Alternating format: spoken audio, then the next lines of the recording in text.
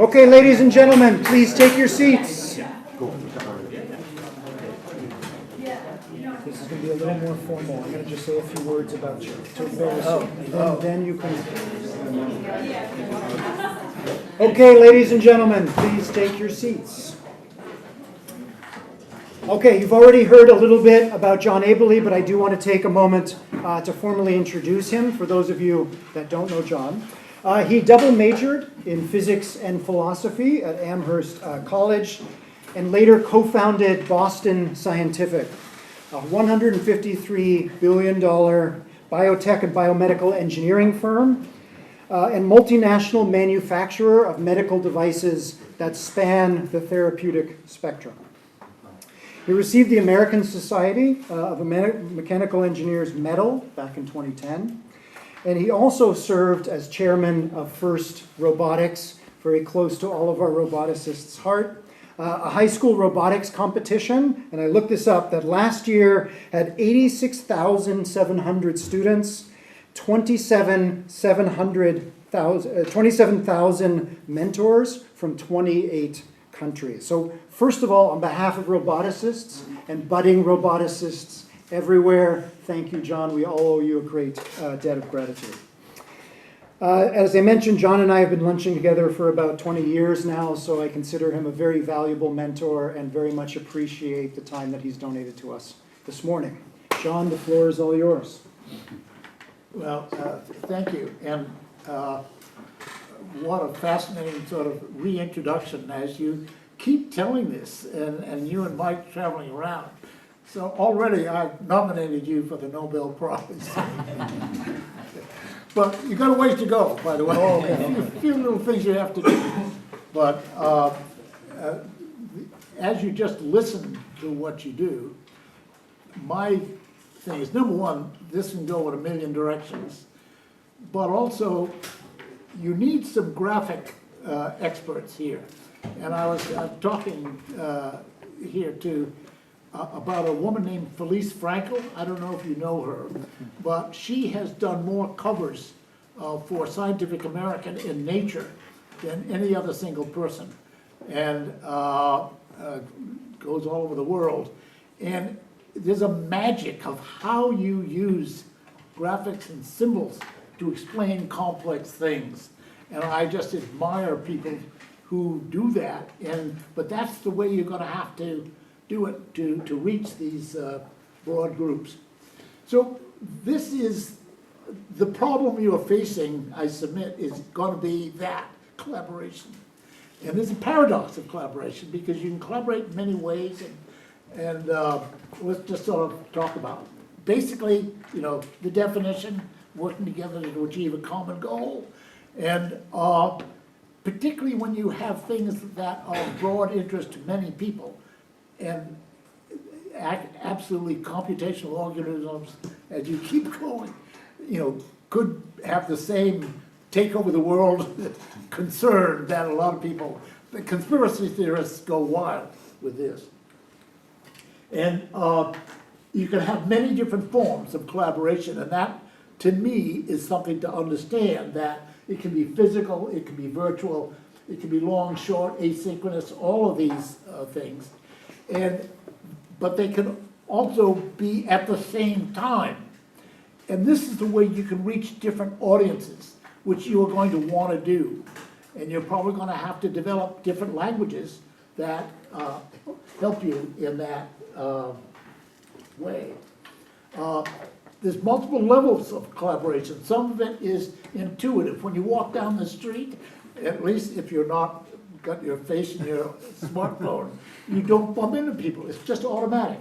And with cars and so forth, then you get into rules-based collaboration, and then you get into things that are more sophisticated, skills-based collaboration, creative collaborations, and then extraordinarily complex ones, which can be at a simple level. If you're mayor of a city, particularly today, it's almost impossible to satisfy even half the people.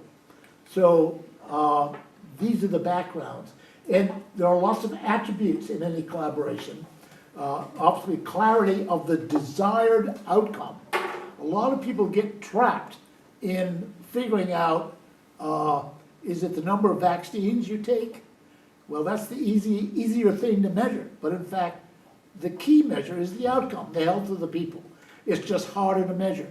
But you've got to think of that in terms of some of the things that will come out of possibilities you can do with computationally designed organisms.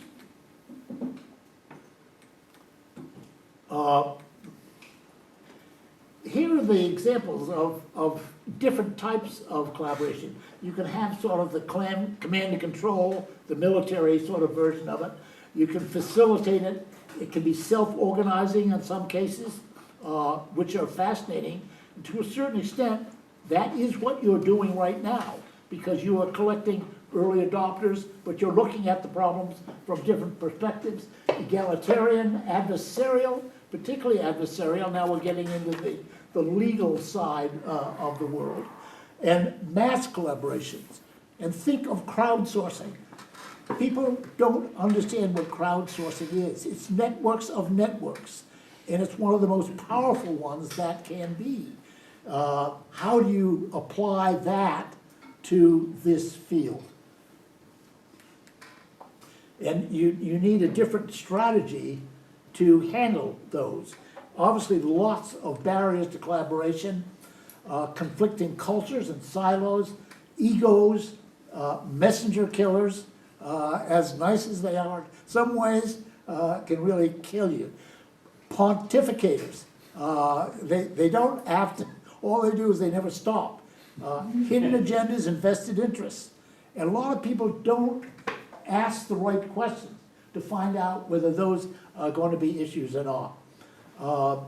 Anyway, there's a lot of those different things that you have to understand in order to overcome and create something that works with diverse types of people involved. I don't know if you can see this cartoon. It's sort of a classic New Yorker cartoon when everybody is saying, this is sort of a board meeting. Everybody agrees except they don't agree. In their mindset, they're saying, this is the stupidest thing I've ever seen. Yes. And lots of books on these issues. Silos, politics, and surf wars. The Tower of Babel. Remember what that was all about. Absolute failure. Surgical teams. Believe it or not, the Harvard Business School did a study on surgical teams and found out actually that the safer ones are ones that without the very egocentric, narcissistic surgeon at the top. Eleanor Ostrom. Ever heard of this one's name? Another Nobel Prize winner, 2009. And she got it for really understanding the economics of collaboration as it relates to belief in common things. And people really are better off. Now, ironically, her expertise is not being appreciated very much in our governance system, but who knows, she'll come back. And there's almost an infinite number of books on collaboration. And that's a measure that we haven't solved the problem yet, because people are still writing books on it. What about mass collaboration? And they're usually not an accident that they happen. Certain individuals are phenomenal. I don't know if you've read The Wisdom of Crowds, a wonderful title to a book, because we all know crowds are dumb. But in fact, that's not quite the case. There are certain times when crowds, in fact, are smarter than the actual individual, but it's how it's managed. Some years ago, I wrote an article for a issue of the Harvard Business Review on collaboration. So I was one of several articles, and I asked them, what about if we authors got together and collaborated? And they said, we don't do things like that. I said, just that summarizes the situation. MIT has a Center for Collective Intelligence. They actually have two of them, but they didn't know it.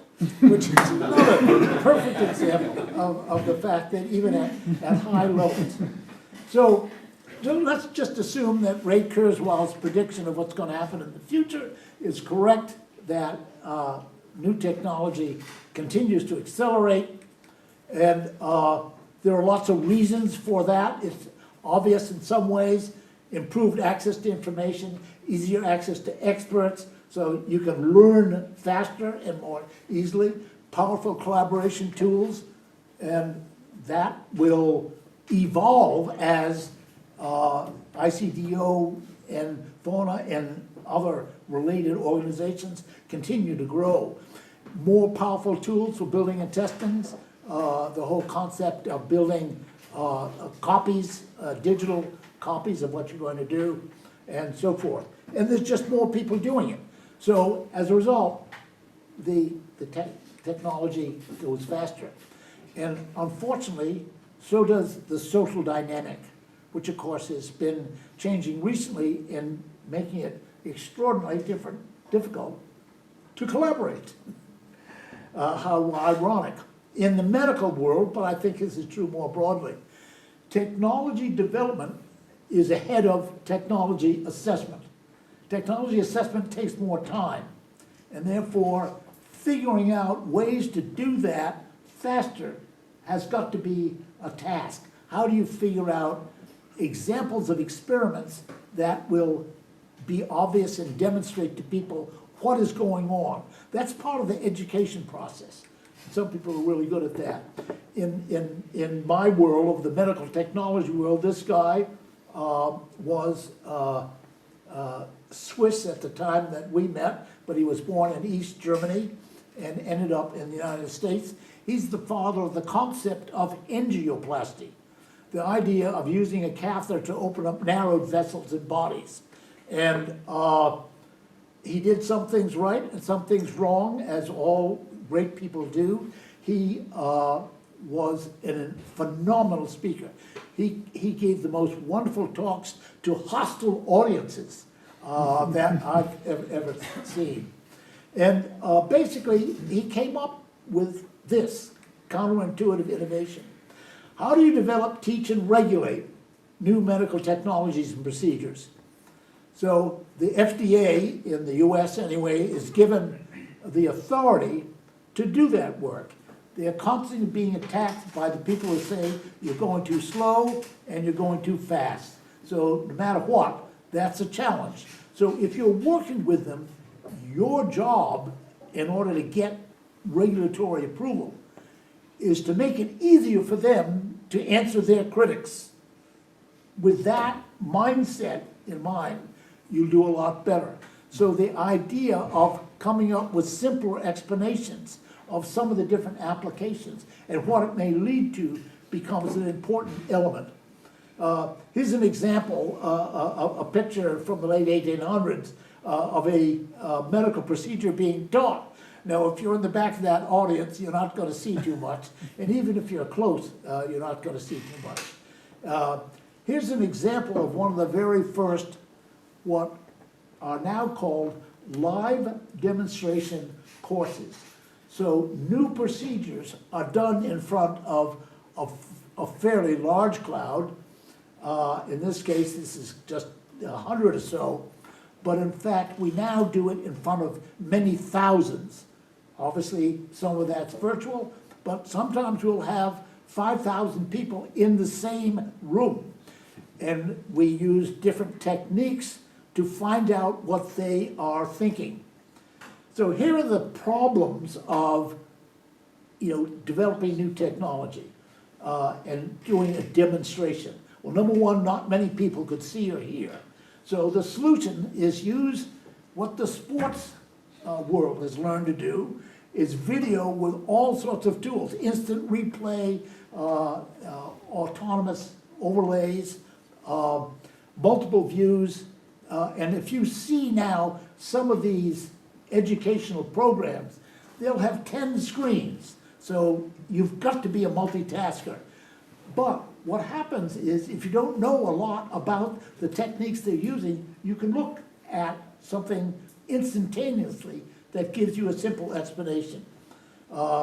Anyway, the changes in really thinking about this problem clearly. Another problem in educating is the doctor has a limited and biased point of view. That's true with all of us. We think we're open-minded, but it's a lot of it just hidden there. So you have a panel of contrarian experts, and then you have a moderator who is not an expert in the field. They're an expert in moderating, for crying out loud. And you've been at meetings, I'm sure, where the moderator is the expert, and therefore you get all these inside jokes as he sort of tells you how life works and is wrong. Students aren't familiar with the technology. Well, you could have experts explain that technology, or slides, or great graphics that help out. And how do you know if the students are really understanding? Well, you use audience response systems, and you actually ask the questions. I was at a transformational time at a meeting. This was lung experts, and there were 500 of them in the audience, and the host, the lecturer, asked a question about what type of disease was in the lung, and he had 4 choices. And then I watched people in the audience looking at each other with a quizzical face, and the answers ended up being 25% apiece, which either means that only 25% understood, or in fact, nobody understood. And it was a revelation that you don't know how these people are thinking, and it is valuable to get to know it. And now you can have these tools that really make this process much, much more powerful. And there are many, many thousand these audiences. And look at the number of screens up there. You can see the patient, you can see inside the patient, you can see all the vitals changing as they're operating on them, and you can see outside articles about a positive view of what's going on and a negative view about what's going on. And it's now the audience response is kind of a Twitter phenomenon, but it used to be even a wired thing, you press a button. But the message is that in this type of what they call live demonstration course, everybody teaches and everybody learns. You're in an audience listening to the expert talk, and suddenly somebody in the audience says that actually they've done more cases than the expert has done. And I've seen that case, and the good expert will say, excuse me, you should be talking and I should be in the audience and doing that.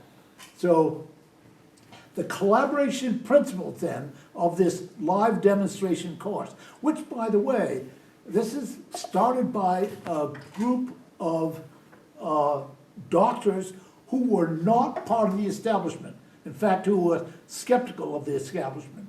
And by some hospitals, some companies, and individuals, I was one of them. And it is now spread around the world. The surgeons were not happy with this at all. They sicked the FDA on us. They sued us, by the way. Of course, that's the normal sort of practice you go through. And the FDA came to our meetings, and they said, well, this is kind of amazing. I am learning more, and I trust more about what I'm hearing than when I go to my professional society meetings. So that was really pretty profound. But it's a recognition that in any specialist society, you have peer review. And the peers in the peer review like being on top. And therefore, sometimes they're kind to the early adopters, but they'd like them to wait a while. So, as I say, non-establishment leader is critical. Everyone is invited, particularly critics are invited. Because when you get a critic there, you actually ask him to explain to the bigger audience what his criticism is. And it's amazing how the quality of that criticism sort of falls apart. two-way audio video, so it is video, but they can see each other, just like you can with video stuff. Multiple screens, the panel, audience response, continuous questions. So you're being bombarded with information, but in fact, you can handle it fairly easily because it's all variations of views on the topic at hand. And that's what really adds dimension to what you're understanding. And expert moderators. And so I'll just ask you, how are you as a moderator within your team, between teams, within your discipline, within your institution, across disciplines, between institutions? Each one of those, be candid with yourself and measure yourself. Sometimes we used to do this with doctors we were planning to work with. We would give them a questionnaire. I'll say sort of classify yourself. It's not a rating, it's are you a better speaker or a better writer? Do you do a lot of it? How many cases do you do? Do you do only simple cases or more complex cases, etc.? So we chose them on the basis of their answers to these questions and the ones I just said. So we're all going through the VUCA world: volatility, uncertainty, complexity, ambiguity. And that makes things obviously a bit trickier. But it is the life we live in. And therefore, the ability to harness a lot of people in a coordinated way, back to the audience response system tool instant, what's being disrupted, it's huge number of things that we are going through now. And there are technological and cultural trends that we talked about a little earlier here that foster accelerated innovation and collaboration.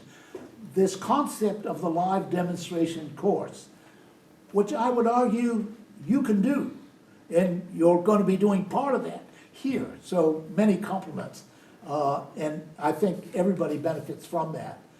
And there are these lots of collaboration tools, but I would just ask, are they disruptors or truly collaboration tools? And it comes down to how you do it rather than what you're doing.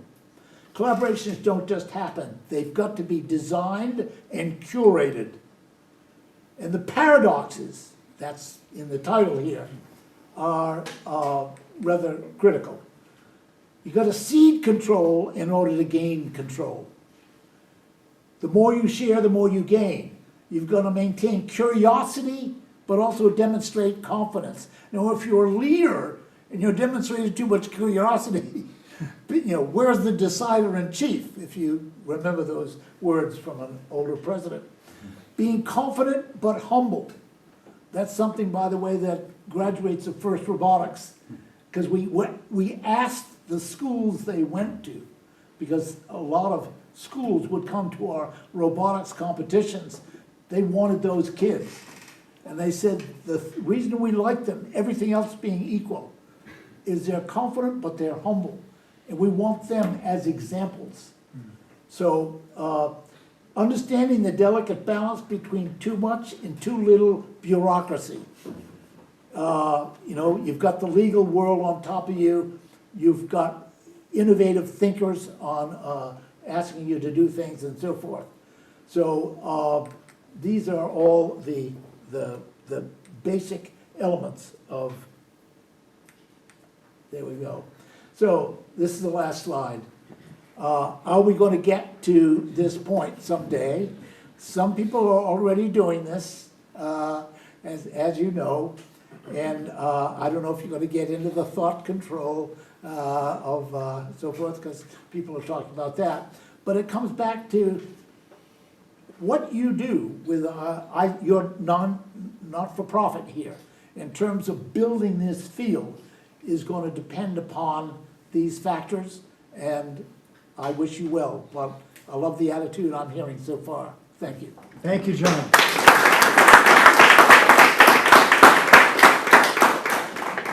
Okay, questions for John? So, very interesting topic. Very cool. You talked about conspiracy theories early on, and I'm wondering how can you sort of rein in the bounds of what, a collaboration might spin off into, right? Like QAnon is a collaborative, participatory fantasy. And we would like to make sure our collaborations don't turn into that. So how do you put guardrails around these kinds of things? Again, that comes back to moderators or hosts or leaders. And that's setting the grounds for what we're gonna do. And a lot of people do that. A lot of facilitators, that's part of their handbook. But there's a huge difference between them. There are some people, I had a conference center in Ontario for many, many years, and we hosted conferences that were complicated. For example, as the chairman of all the departments in a large hospital, to getting them to agree on anything is like, they can't agree on Wednesday.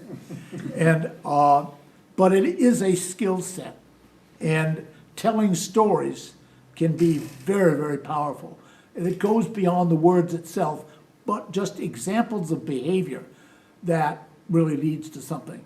You think of people who were great at it, Manhattan Project, whatever. Remember, it didn't work out well for him, but he actually did a phenomenal job. So, yeah, the answer is you got to design it. You've got to recognize the groups plural that you're dealing with, and talk to their leaders or get to know who are going to be the influential people on certain topics. So you've got to know that. And once you have that, it doesn't eliminate it, but it makes it a lot more productive. The president of Harvard, Derek Bok, he was president twice, by the way, because the guy in between had a mental breakdown, which I'm sympathetic with. He had to make a quick decision at Harvard, so he brought the faculty senate together, big faculty, but they have their senate. And he said, we're going to do this meeting a little bit differently. I'm going to go around the room and I'm going to tell each one of you what I understand your opinion to be on this matter. And at the end, I want you to tell me, after I've done that, whether I was right or wrong and what you want to add. And a lot of people said, well, we could never do that. You have to be the president of Harvard twice to be able to get away with that. Not true at all.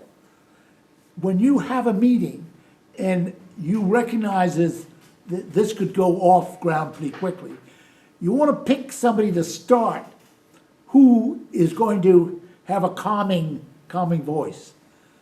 Set the standard for how people will behave.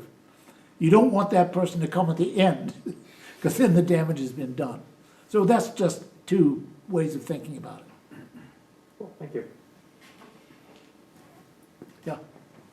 You have an amazing perspective, like you've been involved in so many things and you have a good history and things on collaboration. I'm curious, the tools of collaboration have changed a lot.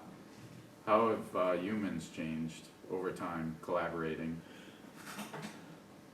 I'm a huge fan of the tools. I was an early attender at the TED meetings. The TED meeting was actually almost a revolution in how you do meetings. It was a new genre of how you bring together. No questions. It was all in between one-on-ones or small groups and then dinners at night.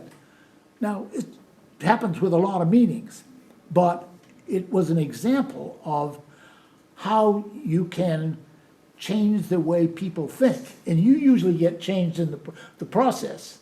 So from my point of view, you never stop. And curiosity to me is the gift that you go through to get there. I'm constantly thinking of how do people age? Because I'm one of them. And I'm already literally 25 years older than I thought I was gonna die at 60, and I'm 88 now. I'm still young in many ways, just physically not so young.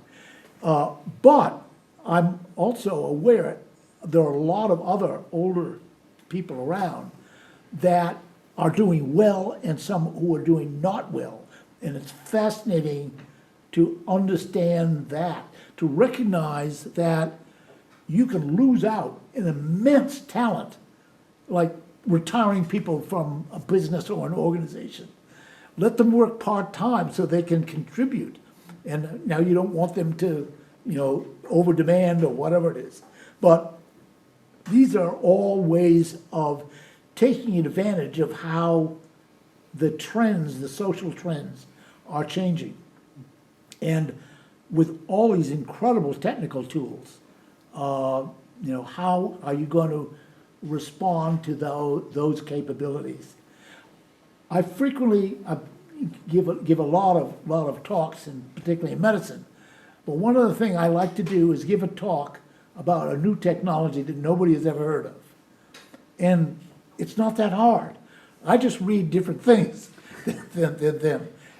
But I look for, could this development that has nothing to do with medicine, it may be oil or whatever it is, have an impact on medicine? And almost always the answer is yes.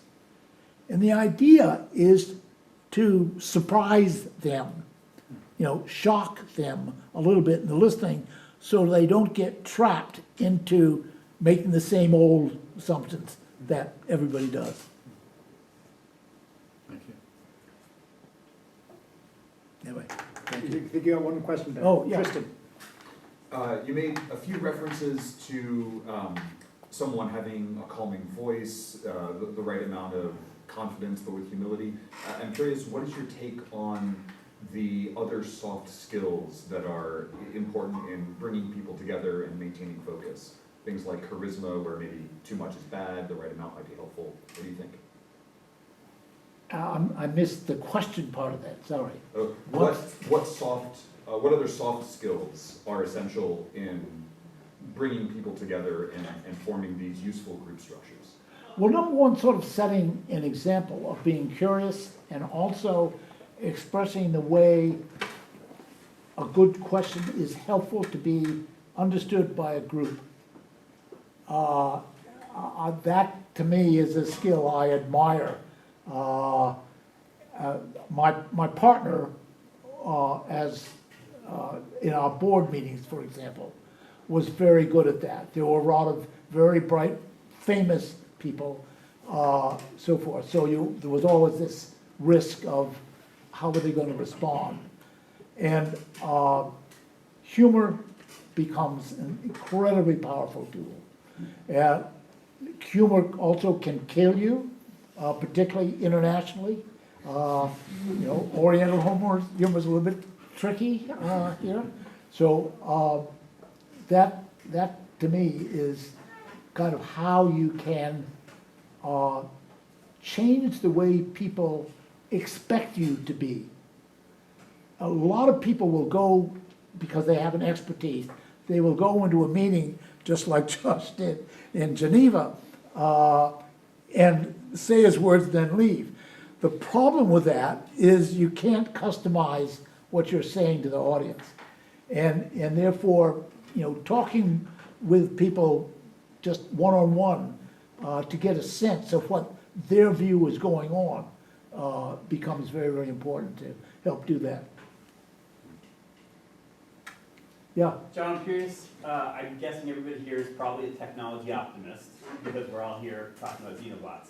But I'm curious if you feel like there are human limits to the sort of Kurzweil, Toffler, our ability to ingest the innovations and the speed of that and the sort of moral, ethical ramifications of the innovation.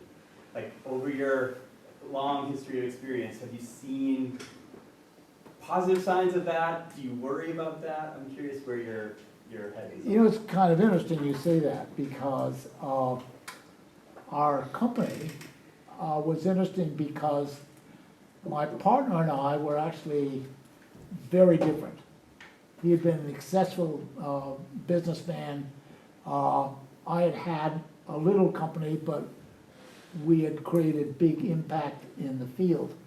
And I was more both the tech guy, but also the philosophy guy. That comes out. And we dealt with our employees the same way. He would give his talks, I would give my talk. We would always come out with the same conclusion, that's how we got together. But we got there in different pathways, and therefore we ended up, getting a buy-in, if you will. I want the thing so that I want to arrive at 7 in the morning and see the parking lot fill, the normal sort of stuff. And then I also want to see people who know enough about what that topic is to have some of the insightful questions about it, because you never know everything. I'm a huge fan, by the way, of a local business here, which is Beta, the electric airplane company, and their leadership. It is something to see. It is the culture that is not just enabling them to have people who are, like the work, but they are truly more productive. They have created a mindset, and it's only can be described in mindset terms. It's not a very specific thing. It's that they love the idea of being able to do something new, and they're not going to be intimidated by the fact that there are a few people who come up with more than the others. They see that. So it's how do you get a group, and particularly diverse group like this, so that people outside the group admire the level of thinking that's going on. So that's the cross-border skill set. Let's thank John again.